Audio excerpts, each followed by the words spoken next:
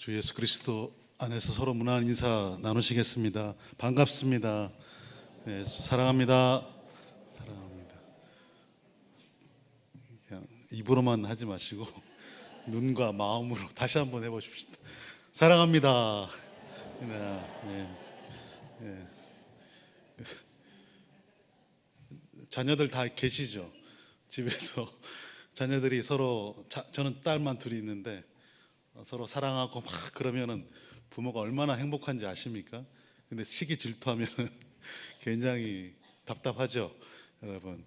똑같습니다. 하나님도 우리 서로 사랑하고 서로 반기고 또 반갑다고 하고, 주일날, 특히 주일날은 더 반갑지 않습니까? 일주일에 한 번 뵙는데 이런 마음을 가지고 아름다운 신앙의 공동체를 잘 이루셔야 됩니다. 잠깐 기도하겠습니다. 하나님 아버지, 우리 주 예수 그리스도의 십자가의 거룩하신 보혈로 이 죄인의 죄를 씻어주시고 오직 주 예수 그리스도의 그 인격과 그분의 사역을 온전히 증거하는 충성된 복음 진리가 또 선포될 수 있도록 사용하여 주시옵소서. 예수님의 이름으로 기도하옵나이다. 아멘. 지난주에 하나님은 하나이신 여호와다라고 말씀을 드렸습니다. 기억나시죠? 하나이신, 그 하나가 연합된 하나, 성부와 성자와 성령 삼위일체 한 분 하나님이다라고 하는 겁니다. 이것을 가지고 오늘 우리가 이제 하나님에 대한 신적인 이 개념, 신의 개념을 우리가 잘 가지고 신앙생활을 해야 됩니다. 창세기 15장 13절 말씀을 보면 하나님께서 아브라함에게 이렇게 예언하시죠. 너의 자손들이 이방 땅에서 계기되어 400년 동안 400년 후에 나올 것이다. 큰 민족을 이루고 나올 것이다. 그렇게 말했습니다. 그런데 하나님이 모세를 부르시기 전에 이스라엘 백성들이 애굽 고센 땅에서 거하면서 그 어떠한, 성경을 보면 그 어떠한 하나님의 계시가 나타나지 않았습니다. 오늘 우리가 출애굽기를 읽어보면 하나님이 모세를 부르시고 그의 형 아론을 통해서 하나님 자기 자신이 누구인지를 애굽 사람들과 그리고 이스라엘 사람들에게 다 보여주시는 그 과정이 10가지 재앙입니다. 그러니까 하나님의 어떻게 보면 침묵하셨던 하나님이 자기 자신을 점점 드러내 보여주시고 계십니다. 믿음의 조상 아브라함과 야곱과 이삭의 언약의 하나님으로 나타났던 그 하나님이 그 언약의 말씀을 이제는 더 세밀하게 자기가 누구인지를 이 말씀을 통해서 계속 말씀하심으로 계속 하나님이 점점 계시의 점진성이라고 합니다. 신학적으로 더 밝혀주시고 있다라고 하는 사실입니다. 하나님께서 이스라엘 백성들을 출애굽시킨 이후 모세를 불러 계명을 주셨습니다. 하나님께서 다른 신을 섬기지 말라고 말씀하셨다는 것을 보면 이스라엘 백성들이 400년 동안 살아가면서 먹고 사는 문제, 아니면 출세의 문제, 애굽에 속해서 살아가면서 분명 그들의 신들을 섬겼거나 아니면 그들의 신들을 인정하면서 신이 있다라고 하는 것을 전제했다라고 하는 것을 우리는 알 수 있습니다. 특히 고대 근동의 이 문헌들을 보면 하나님이 엘로힘이 여러 개로 다양하게 나타납니다. 그러니까 우리가 섬기는 하나님만이 하나님이 아니라 이방에서도 자기들이 섬기는 신의 이름이 엘로힘이다, 하나님이다라고 하는 사실입니다.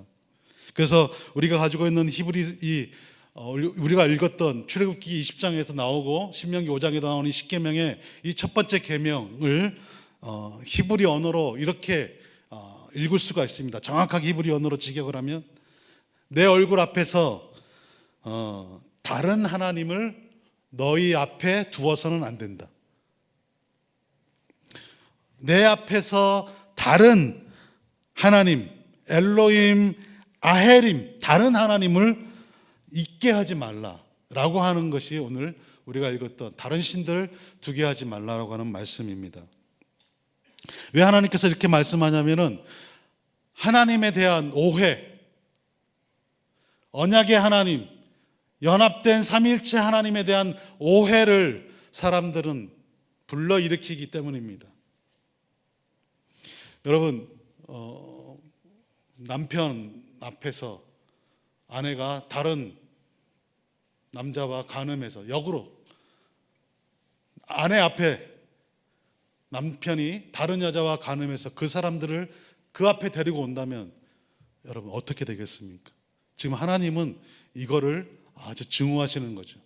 내 앞에 다른 신들을 인정하지 말라, 가지고 오지 말라, 새기지 말라, 그렇게 생각하지 말라. 이방에서 이 세상 사람들이 섬겼던 하나님에 대한 그런 신관념으로 나를 그렇게 대우하지 말라라고 하는 겁니다.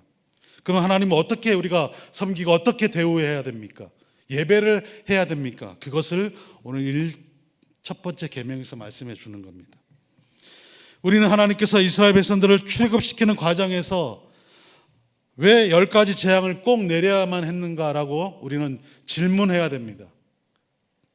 그냥 성경을 읽어가면서 이렇게 하셨구나 라고 하는 것으로 읽어가면 하나님의 그 풍성한 그 은혜를 찾지 못하는 거죠. 그래서 고민해야 됩니다. 왜 하나님은 이렇게 10가지 재앙을 내리셨는가? 그 이유에 대한 답이 여기 있습니다. 그것은 너희의 조상들에게 나타난 하나님 여호와가 지금 유일하고 참된 오직 한 분 연합된 삼위일체 하나님이라는 것을 깨닫게 하기 위함이었습니다.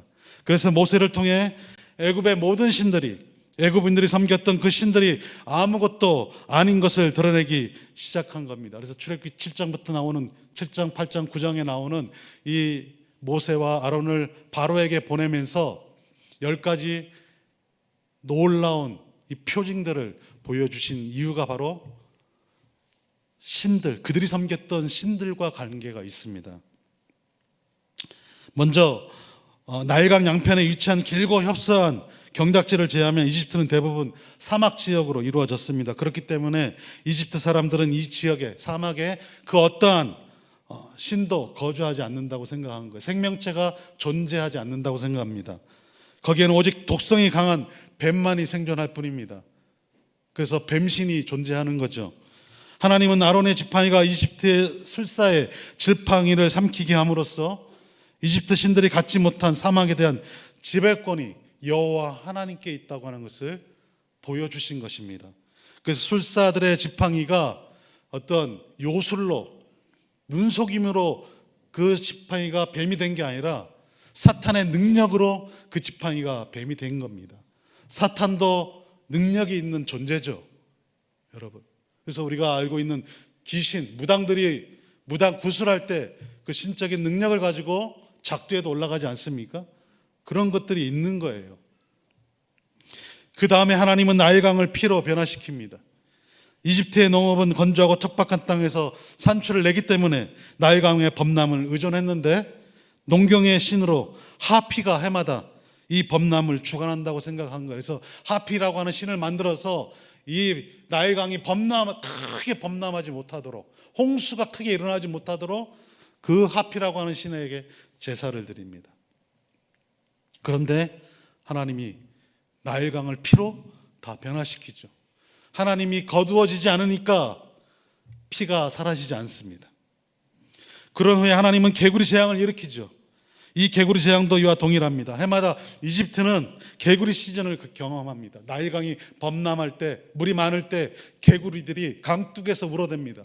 얼마나 세게 울어대는지 도저히 잠을 잘 수 없고 힘듭니다. 그래서 이 개구리들을 없애기 위해서 신을 하나 만들었어요. 그게 헤크트입니다.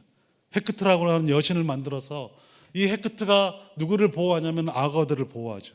그래서 악어를 다 잡아먹으라고, 그래서 이 여신 헤크트에게 절을 하고 경배하고 신으로 대접을 해주는 겁니다. 그런데 하나님께서 개구리 재앙을 내리면서 이 헤크트라고 하는 이 신이 존재하지 않는다고 하는 것을 보여준 겁니다. 이런 재앙만 있는 것이 아니라 10가지 재앙 전부죠. 이 재앙을 통해서 이가 몸에 달라붙으니까 애굽의 제사장들이 자기들의 신들에게 더러워지니까 제사를 못 드립니다.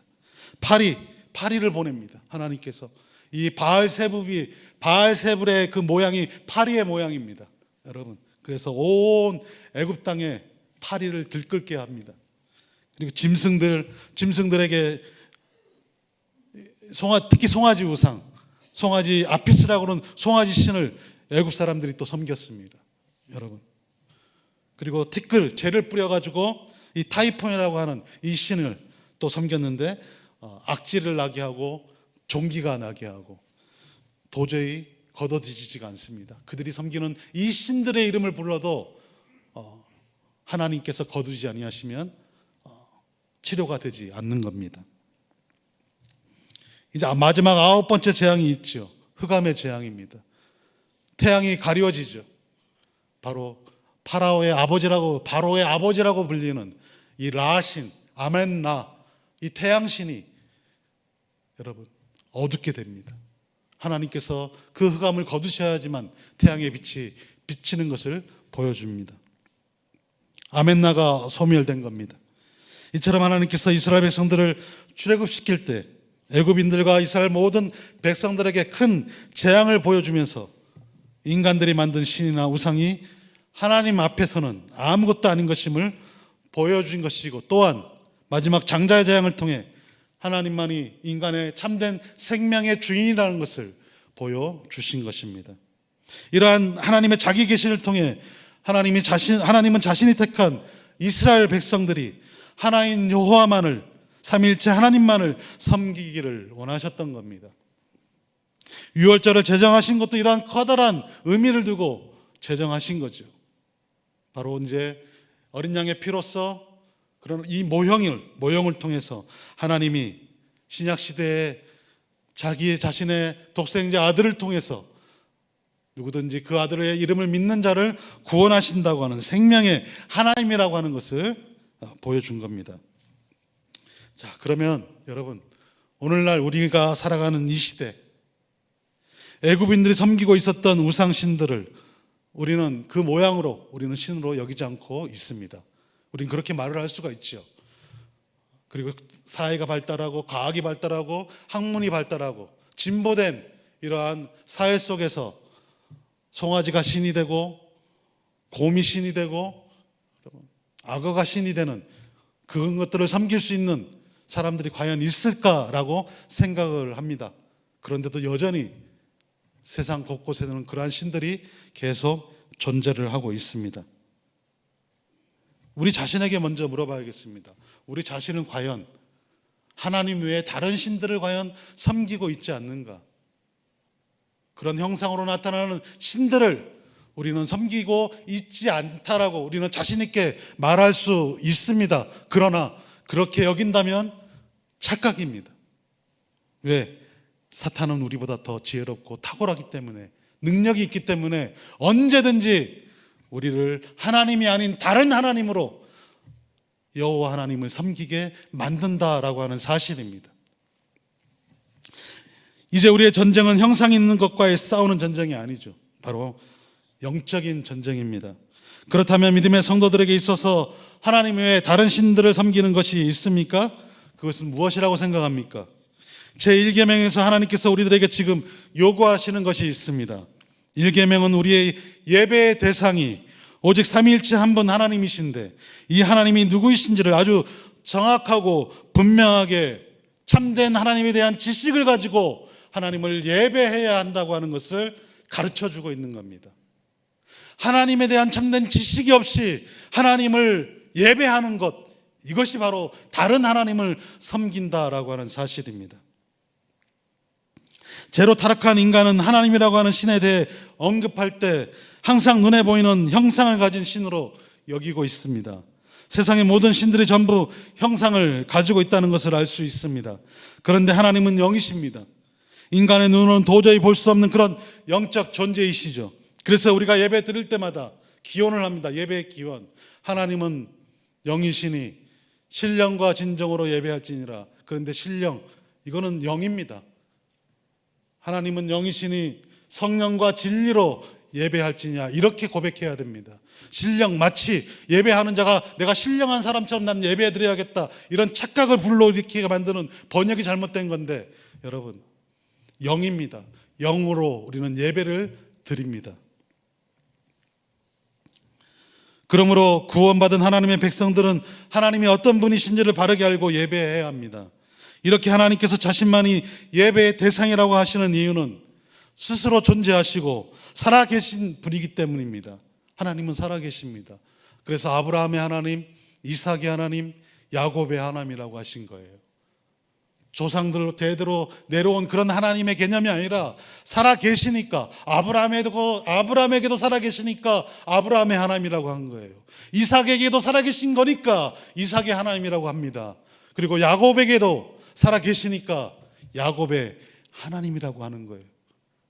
이것을 우리에게 적용하면 우리의 하나님이십니다. 조상들에게 나타났던 그 하나님이 우리의 하나님이십니다. 왜? 살아계시니까 우리의 하나님이 되시는 거죠.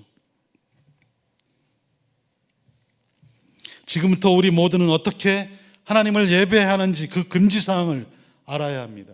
제가 이 금지사항을 여러분들에게 말씀해 드리겠습니다. 그것은 다름 아닌 인간의 선한 의도를 철저하게 배격해야 합니다.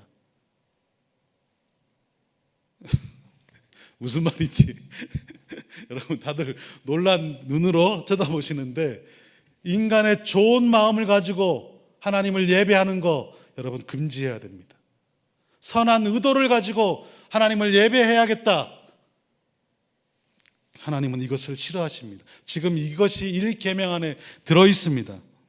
죄로 타락한 인간은 자신들의 열정을 통해 마치 신을 섬길 때 온 정열을 다해 섬기려고 하는 기질을 가지고 있습니다. 저나 여러분들은 누구나 다 정말 다른 옆에 있는 지체보다 더 뜨겁게 하나님을 사랑하고 섬기고 싶어 하지 않습니까? 지성이면 감천이지 않습니까? 우리 옛말에 우리가 정말 지성적으로 우리가 하나님 신을 섬기면 하늘이 감동해서 우리에게 복을 주신다 이렇게 생각하고 있는 거예요. 그러한 사상이 여전히 우리들 안에도 존재하고 있죠. 하나님을 모르는데도, 하나님을 아는 지식이 없음에도 불구하고 열심히 지성적으로 내가 빌기를 다하고 정성을 다하면 하나님을 섬긴다 이렇게 생각을 하는 겁니다. 이것이 바로 1계명 안에 들어있는 거예요. 다시 말해 우리가 가진 선한 의도를 가지고 하나님을 예배하는 것이 아니라 오직 하나님께서 말씀하여 주시는 그 방식만을 가지고 하나님을 예배해야 된다고 하는 사실입니다. 그래서 신명기 6장 4절에 이스라엘아 들으라 라고 합니다. 10계명을 주신 다음에 이스라엘아 들으라 라고 말합니다. 너는 마음과 뜻과 힘을 다하여 주 너의 하나님을 사랑하라 라고 했습니다. 마음과 뜻과 힘을 다하여 주 너의 하나님을 사랑하는 그 방식을 가르쳐 주시는데, 그것은 하나님이 주신 계명을, 법과 규례와 명령을 철저히 지키고 연구하고 묵상하고 애우고 그것을 이 자손들에게까지, 자녀들에게까지 가르쳐라, 그렇게 말씀한 거예요. 그것이 하나님을 사랑하는 겁니다. 여러분, 그것이 하나님을 예배하는 방식입니다. 출애굽기 20장에서 10계명의 말씀을 주고 있습니다. 그 계명이 주어지고 나서 곧장 우리가 앞에서 읽었던 본문의 말씀이 나오는 거죠. 이제 사람들은 하나님을 섬기는 제단을 만들어야 합니다. 하나님께서 번제단을 만들으라고 했습니다.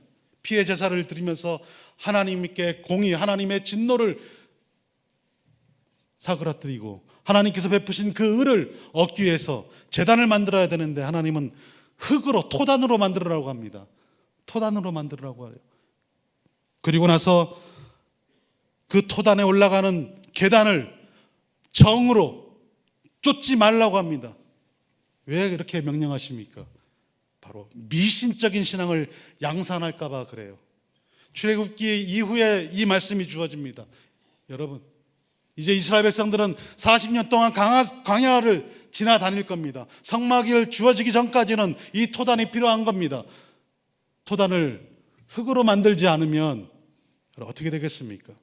옮길 때마다 토단을 흙으로 만들어, 제단을 흙으로 만들어야 되는데 어떻게 되겠습니까? 만약에 돌로 시멘트로 만들었다고 생각해 봅시다. 여전히 그것은 계속 존재하는 거죠. 거기 어떤 영적인 의미, 신령한 어떤 미신적인 의미가 들어있다고 사람들은 생각하는 거예요. 그걸 볼 때마다. 그래서 하나님은 미신적인 신앙을 양산하기 하지 못하기 위해서 흙으로 만들게 하신 거예요. 비가 오고 바람이 불면 싹 무너지게 만드신 겁니다. 거기에 그 어떠한 단 하나의 신적인 요소를 가미시키지 못하도록 무너뜨리게 하신 거죠. 계단도 마찬가지입니다. 정으로 돌을 쪼가지고 계단을 만들면은 그것은 아름다운 인간의 수고가 들어가는 것입니다.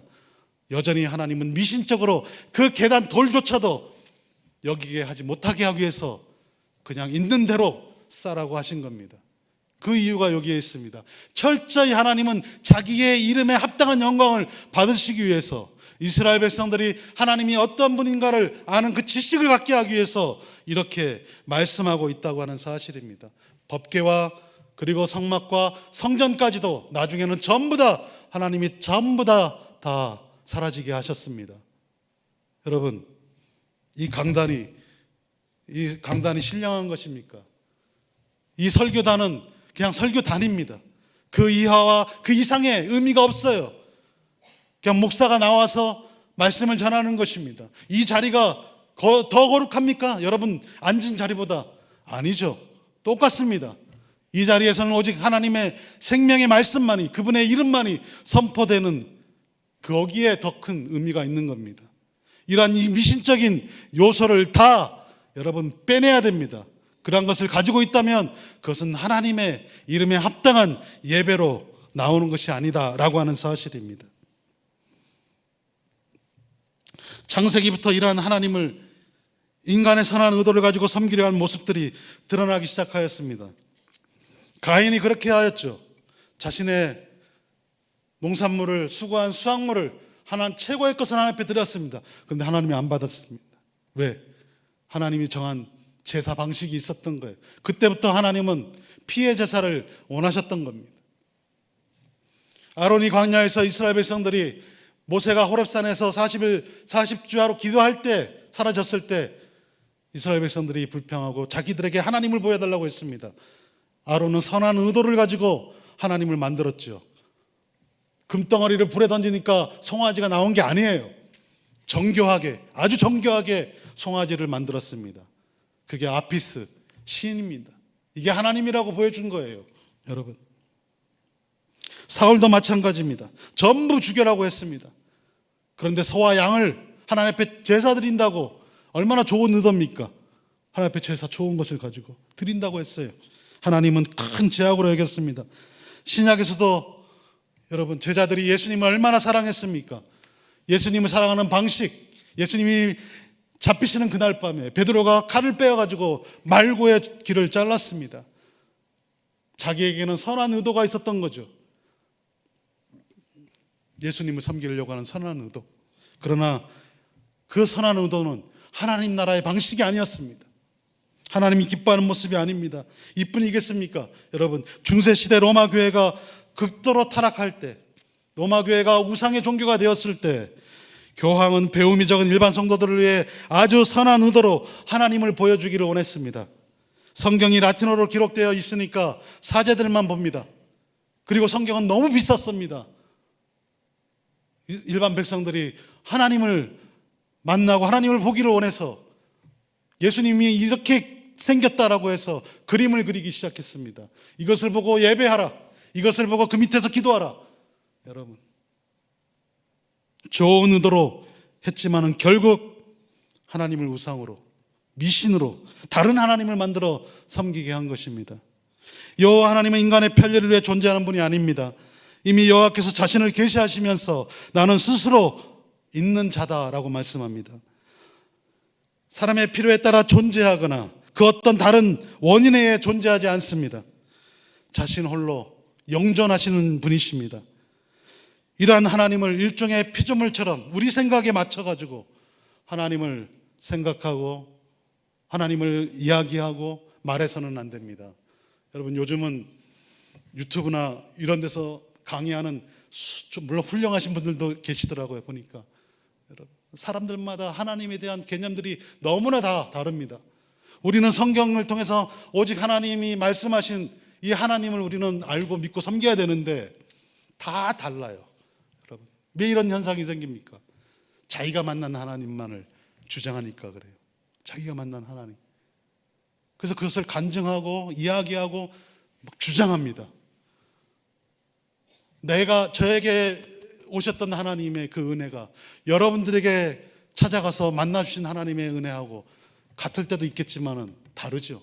다른 상황에서 하나님은 우리를 찾아오시고 말씀합니다. 근데 제가 만난 하나님만을 강요한다는 것은 그것은 하나님에 대한 자기 객관화를 이루신, 성경을 통해서 자기를 계시하신 하나님이 아닌 내가 스스로 만들어내는 하나님이다라고 하는 사실입니다.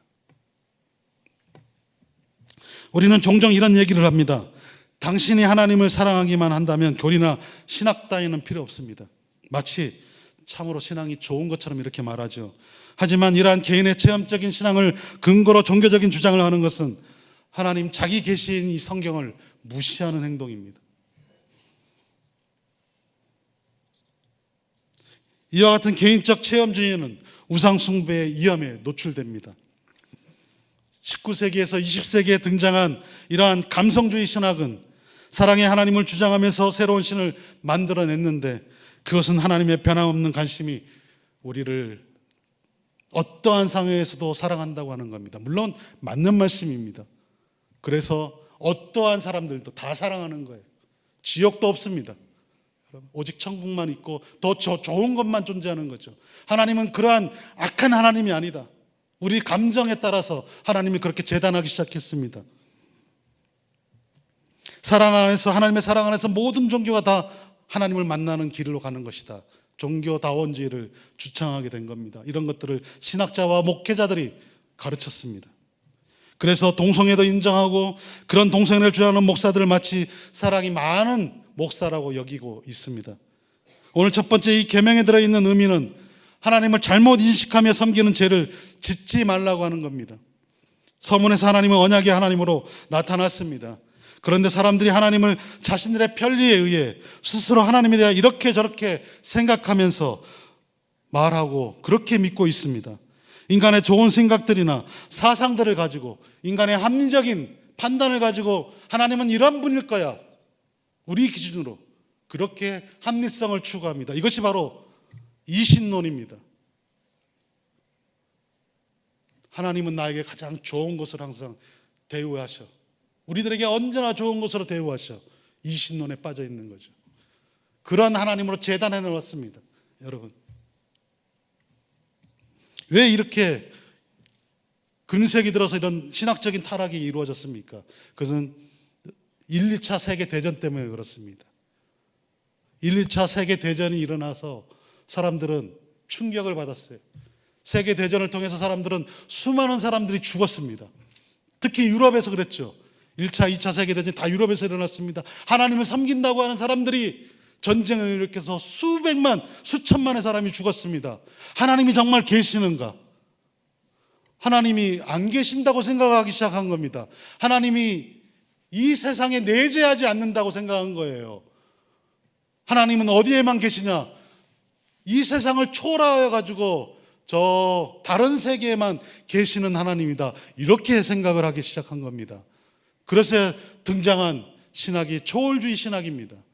여러분, 그 신학의 영향이 미국과 독일과 그리고 우리 한국에도 여전히 다 들어와 있습니다.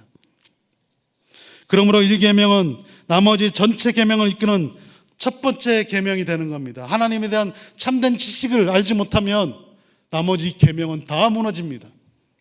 따라서 하나님에 대한 명확한 신지식이 없이는 나머지 계명에 대해서는 더 이상 소망이나 효력을 기대할 수 없습니다.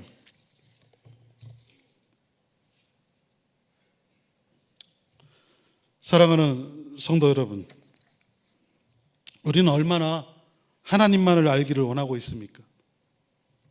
오직 하나이신 여호와 삼위일체 한 분이신 하나님을 참으로 섬기기 위해 배우고 있습니까?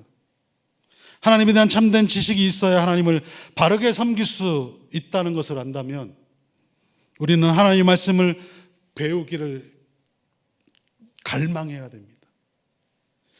종교개혁자 칼빈은 이렇게 말합니다. 진정한 종교란 하나님을 아는 지식이요, 이 지식에 근거하여 하나님을 삶의 실질로서 섬기는 데 성립된다고 가르쳐주고 있습니다. 하나님을 아는 지식이 없다면 기독교는 거짓입니다. 존재하지 않는 거죠. 아무리 우리가 애를 쓰고 예배를 드린다 할지라도 하나님과 상관없는 하나님께 예배를 드리는 것입니다. 한국교회에 많은 폐단들이 있지요. 한국 교회 안에 많은 폐단들이 있습니다. 저는 조심스럽게, 물론 긍정적인 부분도 많이 있는 이 양육에 대해서 저는 폐단이 있다고 봅니다. 양육. 교회 안에서 목회자들이 성도들을 양육시킵니다. 여러분, 양육시키는 목적이 참된 하나님을 알고 섬기게 하는 그러한 일차적인 목적이 아니라 기능적인 성도들을 만들어내는 거예요. 양육을 시켜서 부서부서에서 일할 수 있는 사람들을 만들어내는 거예요. 기능적인 사람들, 교회에 충성하게 하고, 다 좋은 거죠. 하나님에 대한 참된 지식이 없이 이러한 것들을 시행한다면, 이러한 것들이 없게 시행한다면 단순히 종교인들만 양산하는 거지 하나님의 백성을 양산하는 것이 아니죠. 오직 하나님만을 바르게 섬기기를 원한다면 하나님에 대한 바른 지식을 소유해야 합니다.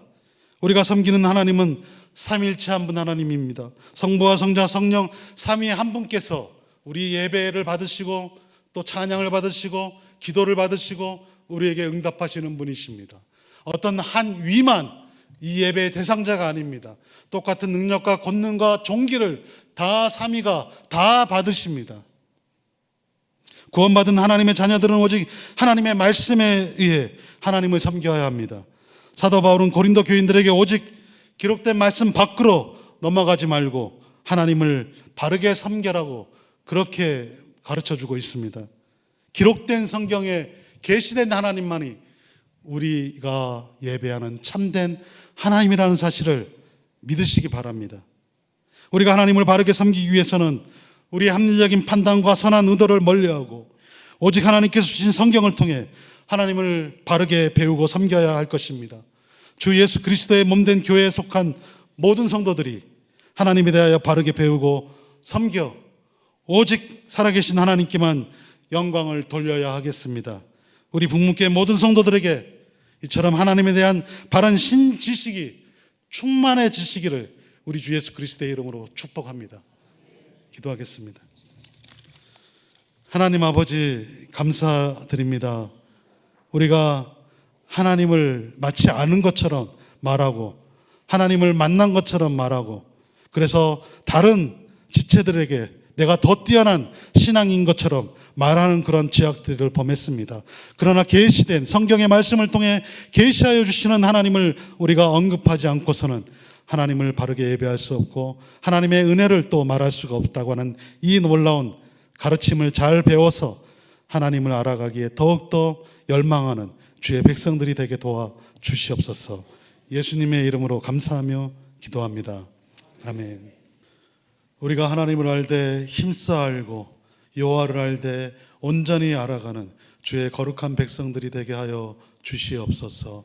아버지 하나님, 주님께서 이곳에 주의 몸된 교회를 진리를 사모하는 주의 믿음의 선진들을 통해서 세우셨습니다.